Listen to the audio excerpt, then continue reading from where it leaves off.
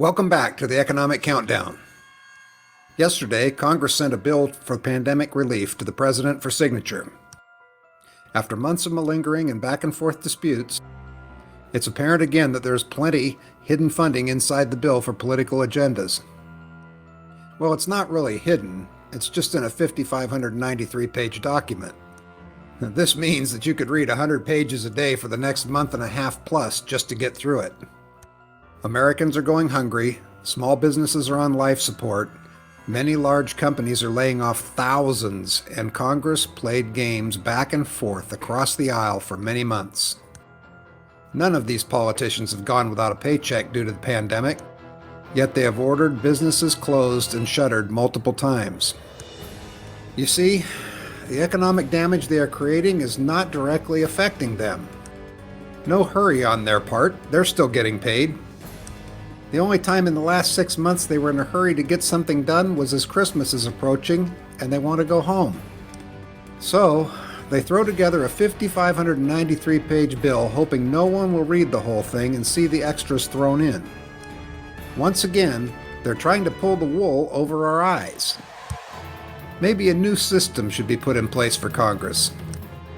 Get nothing done, get no pay. That's kind of the way it works for the rest of us. In a previous edition of the Economic Countdown, we mentioned that someone should read this bill completely to expose the pork inside it. It looks like someone has, and the number of frivolous expenditures is crazy when the American people are suffering, losing homes, being evicted from rentals, and becoming unemployed by the millions. This is not a direct fault of the people, but of the pandemic. Here is a partial list of the silly expenditures that made it into the relief bill. This should infuriate and insult suffering Americans. $33 million for Venezuela democracy programs. $15 million to Pakistan for gender programs. $4 billion to Bill Gates' Gavi Global Alliance Health Program. $135 million for Burma. $86 million for Cambodia. $1.4 billion for the Indo-Pacific Strategy and Asia Reinsurance.